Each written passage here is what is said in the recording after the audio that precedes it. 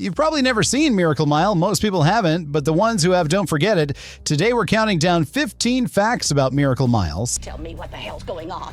Mrs. Peters, in a half an hour, there's going to be a full-on nuclear attack. Stick around for number one, because the two actors who played doomed lovers in this film found each other again 33 years later, and what happened is almost too perfect to believe. 15. The script was famous before the film existed. Miracle Mile was a Hollywood legend before a single frame was ever shot. In 1983, American Film Magazine named it one of the 10 best unproduced screenplays in Hollywood, a distinction that sounds flattering until you realize what it actually means. It means studios loved the script enough to celebrate it publicly and not enough to make it. Steve DeJarnat had written it fresh out of the American Film Institute, pitched it to Warner Brothers with every intention of directing, and watched the studio admire it from a distance while refusing to hand it to a first-time filmmaker. Look, stop the truck! Fuck you. Harry! Let me go! Stop the truck! The script sat, celebrated and unmade for years. Industry readers passed it around. Its reputation grew, and the film itself stayed locked in development simultaneously. One of the most praised screenplays in town, and one nobody would greenlight. Being called one of the 10 best unproduced screenplays in Hollywood is an honor that comes with no money, no crew, and no cameras. 14. Warner Brothers offered DeJarnat $400,000 to walk away. After years of waiting, Steve DeJarnat made a decision most people wouldn't have the nerve to make. He bought his own script back from Warner Brothers for $25,000, money he found himself on his own, took full ownership, rewrote it, and prepared to take it elsewhere. Warner Brothers noticed. The studio came back with a counteroffer, $400,000. Take the money, hand over the script, never direct it. For a writer in the early 1980s, that number represented financial security most people in the industry never saw. DeJarnat turned it down flat. He took the script to every other major studio and heard the same thing each time. The mix of romance and nuclear war made executives uncomfortable. The downbeat ending was unmarketable. And nobody wanted to bet on a first-time director with a story that didn't resolve happily. He kept saying no to all of it. The film that eventually got made cost $3.7 million. DeJarnat made it exactly the way he wanted. 13. It nearly became a Twilight Zone movie segment. At one point, the script came close to being swallowed by a very different production entirely. Warner Brothers floated the idea of turning it into a segment for Twilight Zone. The movie, the 1983 anthology film directed by Steven Spielberg, Joe Dante, John Landis, and George Miller, DeJarnat was offered the chance to direct his own segment within that framework. There was a catch. Spielberg wanted the ending changed, the grim, uncompromising conclusion that DeJarnat considered the entire moral point of the story would have to go. DeJarnat said no and walked away from the deal. In retrospect, the decision looks even better. The production of Twilight Zone, the movie, became one of Hollywood's darkest chapters. A fatal helicopter accident during filming killed actor Vic Morrow and 2 child actors. The film DeJarnat protected his ending for had barely escaped being part of that tragedy. 12. Nicolas Cage was almost Harry. Before Anthony Edwards stepped into the role of Harry Washello, 2 bigger names came very close. Kurt Russell met with DeJarnat multiple times during the years the film spent in development. A version with Nicolas Cage and a then-unknown Jennifer Tilly was within reach. A $2 million production that nearly got off the ground before it didn't. Cage's exit was abrupt. His attorney called and pulled him from the project almost overnight, seemingly to free Cage to appear in Francis Ford Coppola's Peggy Sue Got Married instead. With Cage gone, the film went into limbo again. DeJarnat eventually made Cherry 2000 to keep working, then came back to Miracle Mile when Hemdale Film Corporation agreed to finance it. Anthony Edwards, fresh off Top Gun, was cast as Harry. DeJarnat later said the decade of waiting was worth it entirely, that the film he made with Edwards and Winningham was the only version that could have worked. 11. The script was originally built for older stars. The version of Miracle Mile that Warner Brothers first fell in love with was a different film in one fundamental way. Harry Washello wasn't a young jazz musician trying to rescue a woman he'd just met. He was an older man, a trombone player returning to Los Angeles after 15 years away to reconnect with his adult children. The central emotional engine wasn't a new romance, it was a reconciliation. Paul Newman was among the names DeJarnette imagined for that version. Gene Hackman was another. The story of Harry and Julie, two strangers falling in love on the day the world ends, wasn't even the film's premise yet. DeJarnette made that change himself without studio pressure because he decided it was the stronger story. That rewrite changed everything. It turned a family drama about regret into a race against extinction built on the most fragile possible foundation. Two people who had known each other for one afternoon. 10. DeJarnette kept filming on his own money. After the shoot ended, when principal photography wrapped in June 1988, Steve DeJarnette wasn't done. He spent the following year shooting additional footage on his own, funding roughly 10 minutes of connective tissue pickups out of his own pocket, approximately $150,000 of his personal money. He called in Anthony Edwards and Mayor Winningham whenever he could, chasing dawn shots, grabbing small transitional moments the budget hadn't covered, always tweaking something. By his own account, it became a running joke between the three of them: another pre-dawn call, another set of extras, another shot that had been nagging at him. The film that audiences eventually saw in May 1989 was not quite the same film that wrapped in the summer of 1988. DeJarnette kept building it. A director who had fought for 10 years to make the film he wanted wasn't about to stop caring about it once the cameras officially stopped rolling. 9. The phone call scene was shot in one take with no cutaways. The moment Miracle Mile pivots on everything, Anthony Edwards receiving a panicked wrong number call from a soldier who tells him nuclear war has started. It's the scene the entire film depends on. If it doesn't land, nothing that follows does. DeJarnette shot it in a single take with no cutaways. The camera stayed on Edwards' face for the full duration of the call, with nowhere to hide and nothing to cut away to if the performance faltered. Edwards later called it the biggest acting challenge of the film, getting the phone call right in one unbroken shot.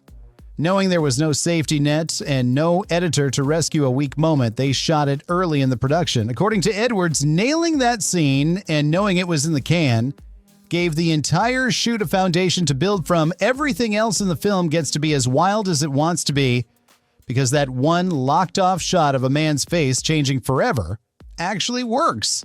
8. The mushroom cloud sequence cost $25,000 and was abandoned. Miracle Mile was made for $3.7 million, a tight budget for any film, let alone one that ends with the nuclear destruction of Los Angeles. When it came to depicting the actual impact, DeJarnette's team attempted to build a full mushroom cloud sequence. It cost approximately $25,000 and didn't work well enough to use. The footage ended up in outtakes. What made it to the finished film instead was suggestion, implication, and sound.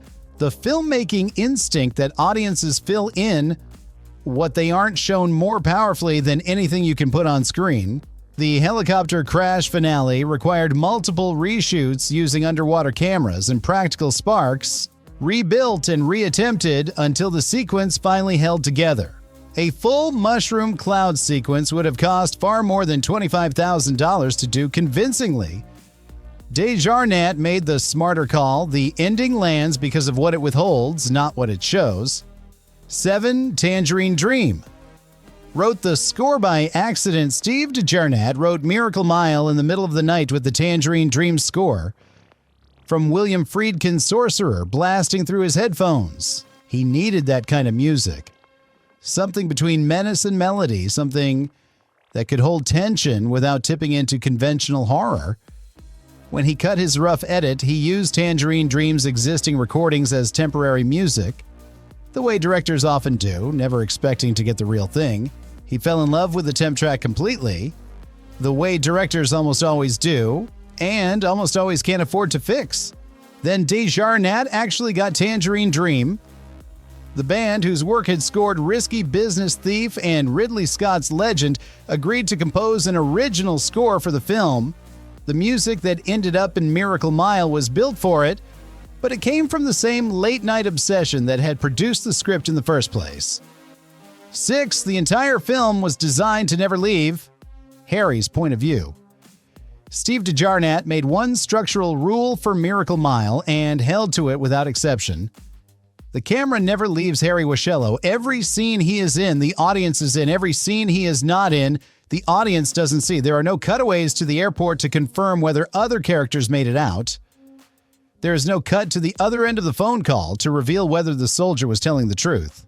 The audience knows only what Harry knows in the moment he knows it, which means the film's central question, whether any of it is actually happening, stays genuinely unresolved until the last possible second. DeJarnette originally wanted to go further. His first concept was to shoot the entire film as a single continuous take in the spirit of Hitchcock's Rope. That proved too restrictive to pull off practically, but the subjective rules stayed. You are Harry Washello for 87 minutes. What he doesn't know, you don't know either. 5. The film beat War Games to its own idea, then got lapped. When Steve DeJarnette wrote Miracle Mile in the late 1970s and early 1980s, there were almost no nuclear war films in circulation. He was working in a clear field. Then the Cold War escalated and Hollywood noticed. War Games came out in 1983. Testament followed the day after aired on television. By the time DeJarnette finally had the financing to make his film, the genre he had been sitting on for a decade was suddenly crowded. He admitted later that he was genuinely bummed. The script that had existed before any of those films was now entering a market shaped by them. What saved Miracle Mile from being dismissed as another nuclear war entry was exactly what had made it hard to sell in the first place. It wasn't primarily a nuclear war film. It was a love story that happened to end with the world on fire. No other film in the genre had tried that combination, and none of the films that beat it to theaters had either. 4. The Pan Pacific Auditorium burned down. The following year, one of Miracle Mile's most striking locations was the Pan Pacific Auditorium in Los Angeles, a landmark Art Deco structure that the production used for key scenes in the film's chaotic final act. The building had been closed for years by the time filming began, and it lent the sequence exactly the right atmosphere of urban decay and abandoned grandeur. On May 24th, 1989, just days after Miracle Mile opened in theaters, the Pan Pacific Auditorium was destroyed by fire. The building that audiences had just watched on screen burned to the ground before most of them had even seen the film. It was never rebuilt. What the production had captured in 1988 was among the last footage ever recorded inside the structure. Miracle Mile didn't just document a neighborhood under imaginary threat, it accidentally preserved one of Los Angeles' architectural landmarks in the final months before it was gone for real. 3. The director made an uncredited cameo as a dead man. Steve DeJarnette appears in his own film. He didn't announce it. He didn't give himself a speaking role or position himself prominently in the frame. During the riot sequence, as Harry crawls through a sewer to escape the chaos above ground, he looks up through a grate and watches a man get shot and fall face first onto it. That man is DeJarnette. He cast himself as an anonymous casualty. In a scene of anonymous casualties, a filmmaker who had spent 10 years fighting to make this film about the end of the world, giving himself an uncredited moment inside it. It's the kind of cameo that works as a private joke and a small act of completion at the same time. The man who wrote the panic, directed the panic, and funded part of the panic out of his own savings is also the man who dies in it. If you know to look for him, you can see him. Most audiences never did. 2.